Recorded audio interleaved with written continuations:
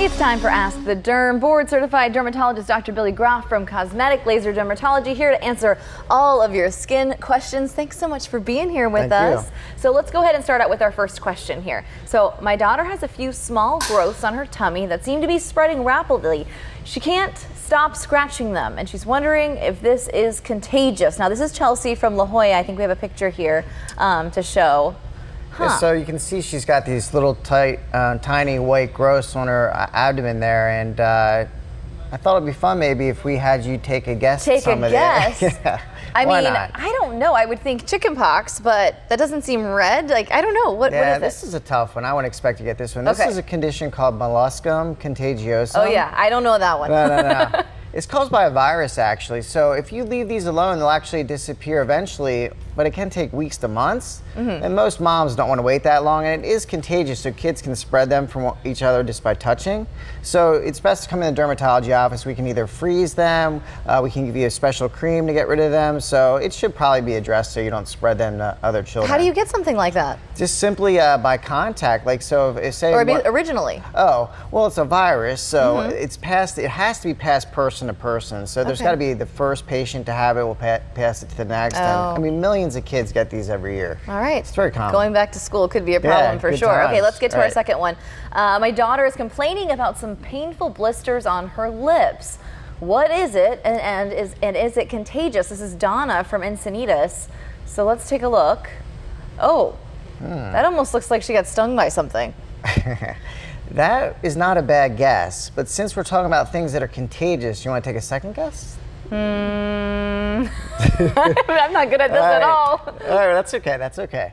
So this is actually a cold sore, which is okay. caused by the herpes virus. And with kids, I mean, you can see this even in infants, because this virus can be passed from, say, grandma kisses the toddler, grandma has the virus and passes it on to the toddler, but they're very inflamed, swollen, painful, and of course, you know, kids, especially younger kids, like to give little smooches at school and things, so they can pass the virus back and forth. So with my kids, I like to explain to them when we see someone that has one, like, hey, don't kiss and no smooching, and because you don't want to get that. And what do you do to get rid of that so then they don't pass it around? Well, that's a great question. There is no cure for it. There are medications that will shorten the duration that the virus actually kind of shows itself on your lip, but there's no cure. So once you have it, you're kind of stuck with these recurring outbreaks. It can be every few months, it can be every few weeks, every couple of years. It's just something you want to try to avoid. Such a bummer, especially for the little ones that don't understand how to fix it. Okay, let's go Definitely. ahead and get to our third question.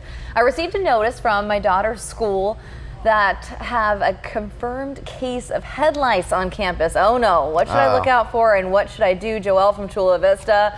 This is so hard for parents. That's a scary looking guy, isn't it? That is so scary. Now, if you look at the top photo, that's actually an egg, and the eggs of the head louse are approximately the size of a sesame seed, so you can definitely see them with the human eye. So if you're concerned, if your child's like scratching and itching their scalp, you can actually examine and go through the scalp and see if you've seen any of these little eggs.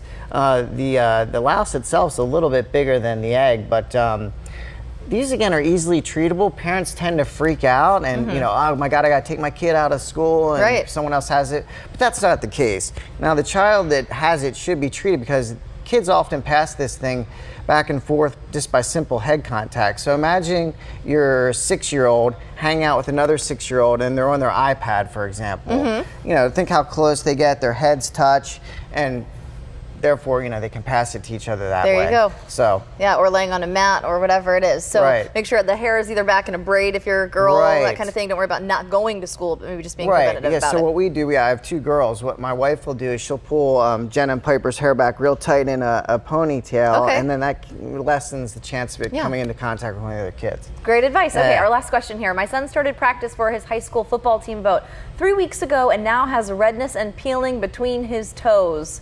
Thoughts and what do we do? This is Rob from PB. I hate feet pictures. This is so gross. I'm just going to go ahead and say athlete's foot. There you go. See, so you're 1 for 3. That's not bad. Can we take that picture down? Feet pictures is so gross. To make you an honorary dermatologist, you got to get at least 75%. I don't think I was there.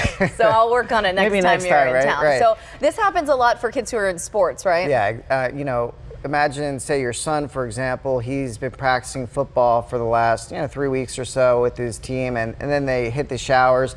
If you don't wear shower shoes, that's a great reason to wear shower shoes, because you can easily pick it up on the floor of the shower, for example.